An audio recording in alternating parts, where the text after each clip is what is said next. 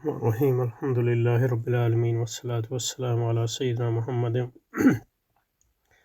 وآلہ وازواجہ ذریتہ اجمعین رحمۃ اللہ الواسعہ کا مطالعہ جاری رکھتے ہیں انشاءاللہ۔ یہ متن پچھلی بار پڑھا تھا لیکن یہ اس کو دوبارہ دہرا دیتے ہیں تاکہ برکت بھی حاصل ہو اور تسلسل بھی قائم رہے۔ بسم اللہ الرحمن الرحیم۔ الحمد للہ الذی فطر الانام علی ملت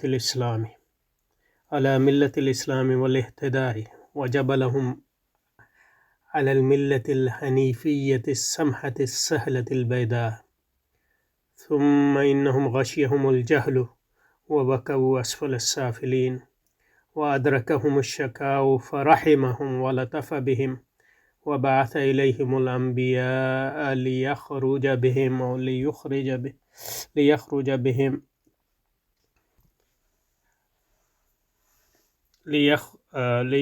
بهم من الظلمات إلى النور ومن المضيق إلى الفضاء وجعل طاعته منوطة بطاعتهم فيا للفخر والعلا،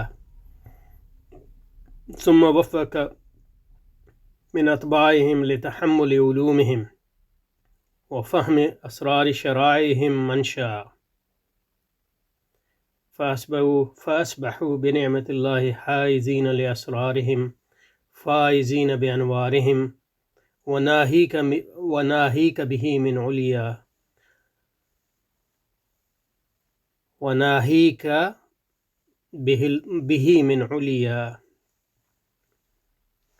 وفضل الرجل منهم على ألف عابد وسموا في الملكوت عظماء وساروا بحيث يدعو لهم خلق الله حتى الهيتان في جوف الماء،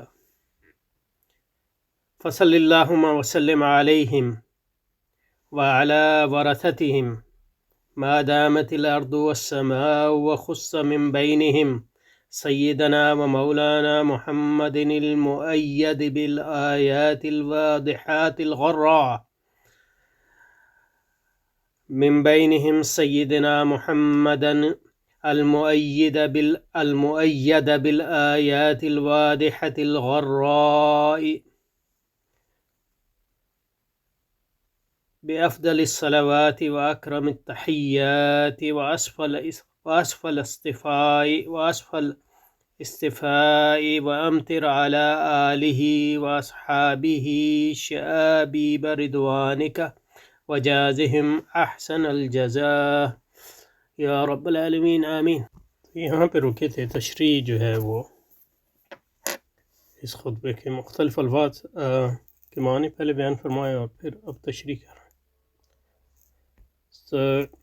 فرما رہے ہیں کہ حضرت شارح ان دو جملوں میں ارشاد نبوی صلی اللہ علیہ وآلہ وسلم کل مولود یولد علی الفطرہ کی طرف تلمیح یعنی اشارہ ہے۔ فطرہ کے معنی مشہور معنی اسلام کے ہیں۔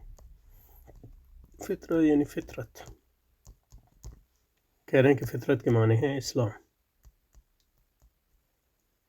اور اس کی وجہ یہ ہے کہ فطرت یعنی فطرت سے مراد قوانین بھی ہو سکتے ہیں۔ فطرت سے مراد بہت انگریزی میں ہم کہتے ہیں نیچر، فطرت سے مراد کون بھی ہو سکتا ہے، اور اسلام سے اس کے مراد لینے کی یہ ہے کہ اللہ سبحانہ و تعالیٰ کے جو ارادہ ہے وہ دو طرح کے، تکوینی اور تشریعی۔ تکوینی ارادہ جو ہے اس میں وہ قوانین ہیں جس کو لوگ جو ہیں قوانین فطرت یا نیچرل لا کہتے ہیں، جس کو ہم سمجھنے کی کوشش کرتے ہیں۔ مثلا یہ کہ نیوٹن کا گریویٹیشنل لا ہو گیا یا آئنسٹائن کا گریویٹیشنل لا ہو گیا، یہ اللہ تعالیٰ کے قوانین ہیں جس کے مطابق کائنات اس نے بنائی ہے، اور مطلب یہ کائنات یہ قوانین جو ہماری فزکس وغیرہ لیتی ہے اس کی ایک سمجھ کی ایک ادنا کوشش، تو اس کے ایک تکوینی کا قوانین ہے جو سبب اور مسبب کی بنیاد پر قائم ہے۔ یہ تکوینی قوانین جو ہے اس کے تابع مسلمان بھی ہے اور غیر مسلمان بھی، ہر کوئی اس کے تابع ہے۔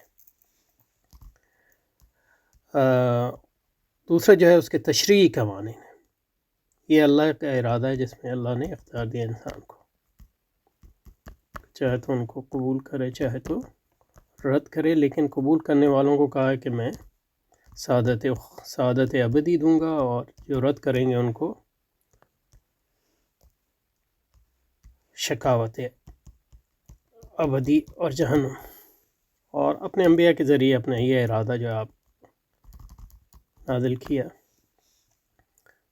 تو یہ کہتے ہیں قوانین تشریع اور ارادہ تشریع۔ تو یہ بھی قوانین، لیکن یہ بھی قوانین فطرت ہیں، لیکن یہ اللہ تعالیٰ کے تشریعی ارادے پر مبنی ہے، جس میں اللہ تعالیٰ نے امتحان رکھا ہے، اور اللہ تعالیٰ نے اجازت دی ہے کہ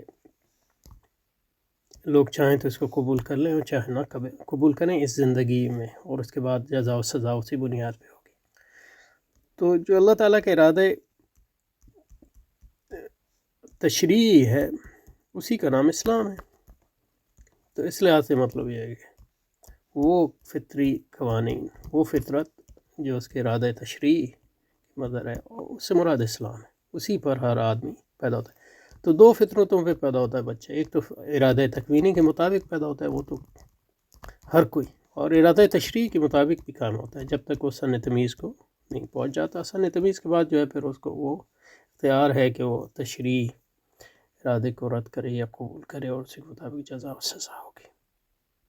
اور اس کی مطلب یہ کہ آپ نے بہترین تشریح پڑھنی ہو ان دو ارادوں کی تشریح کی عام فہم لفظ میں، تو مولانا مودودی رحمۃ اللہ علیہ کی دینیات کے جو پہلا چیپٹر ہے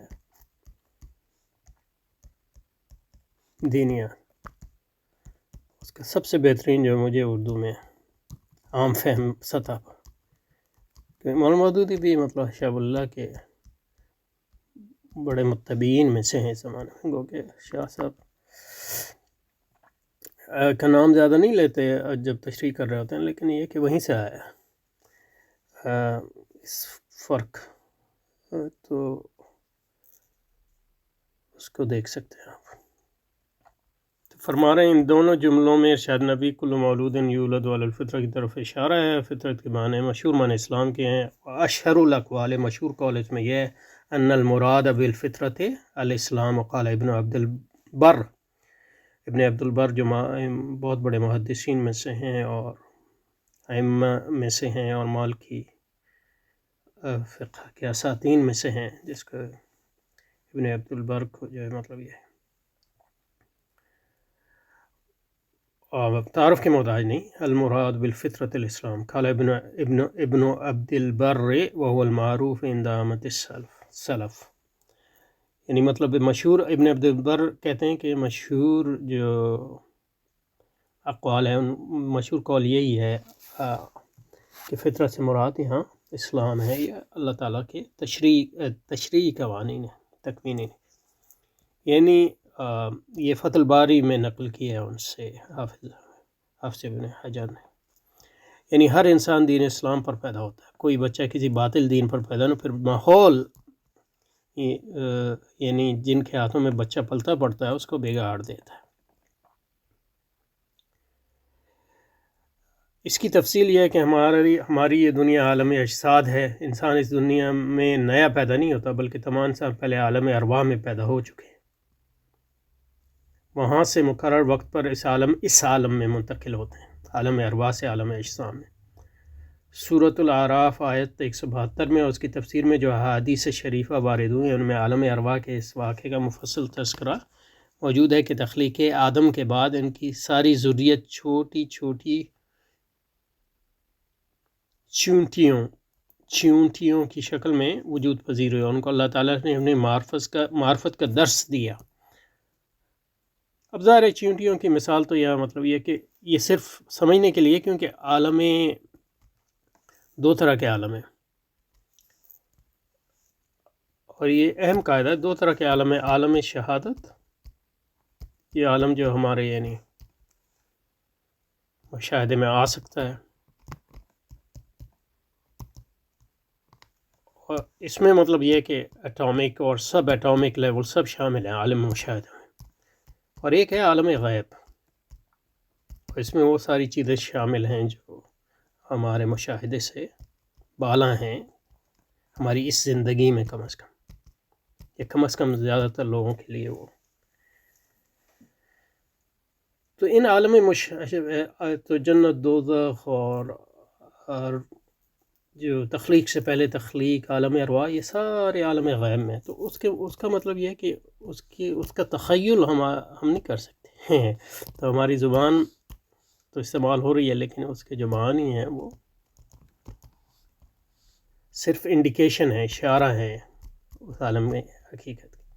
کیونکہ جب تک مطلب یہ ہے کہ اس دنیا میں ہم ہیں اور اس بدن میں ہم ہیں اور ان حواس اور قوانین طبعی کے زیر اثر ہیں، یہ ہمارے لیے ناممکن ہے کہ اس عالم مشاہدے، عالم غیب کے بارے میں کچھ جان سکیں. اس لیے مطلب وحی کی ضرورت ہے، اس لیے مطلب یہ کہ الہام کی ضرورت ہے وغیرہ. سب نے پھر اللہ تعالیٰ نے اپنی معرفت کا درد دیا، پھر امتحان لیا اور ان سے پوچھا کہ کیا میں تمہارا رب نہیں ہوں؟ اب اس کی حقیقت یہ کیا ہے؟ مطلب یہ کہ اس کی معرفت جو ہے کہ درجات ہیں، اور بیسک معرفت یہ ہے کہ جو زبان نبوت سے نکلا ہے اس کو قبول کیا جائے. لیکن یہ کہ جس سطح پہ جو تو علماء جانتے ہیں یا اولیاء اللہ، پھر انبیاء، وہ بالکل مختلف ہماری معرفت سے. تو اس کی حقیقت کیا ہے، جن الفاظ سے تعبیر کی جا رہی ہے، یہ ہماری پہنچ سے باہر ہے. اس کے بارے میں مطلب یہ ہے کہ ہم قیاس ہی کر سکتے ہیں. وہ قیاس بھی مطلب یہ ہے کہ اس کو ظنی ہوگا وہ قیاس، یعنی اس سے مراد جو ہے انسان کی جو ذات ہے، اس کی جو حیث ترکیبی ہے، یا ساخت ہو سکتی ہے، یا وہ حقیقتاً ایسا ہو سکتا ہے، یہ سب جو ہے یہ ممکن ہے.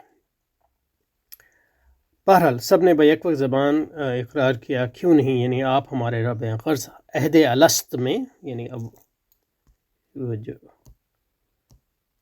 پیدا اس تخلیق سے پہلے کا جو عالم تھا، سب انسانوں نے اللہ تعالیٰ کی عہد الست، اس کو اس لیے کہتے ہیں کہ اللہ نے سب سے پوچھا الست بربکم، کیا میں تمہارا رب نہیں ہوں؟ سب نے کہا بلا، کیوں نہیں. سب انسانوں نے اللہ تعالیٰ کی ربوبیت کا، اس کی مالک ہونے، اس کا خالق، اس کا مدبر ہونے کا اقرار کیا، اور اسی صلاحیت پر انسان کو اس دنیا میں پیدا کیا. صلاحیت یعنی پوٹینشل.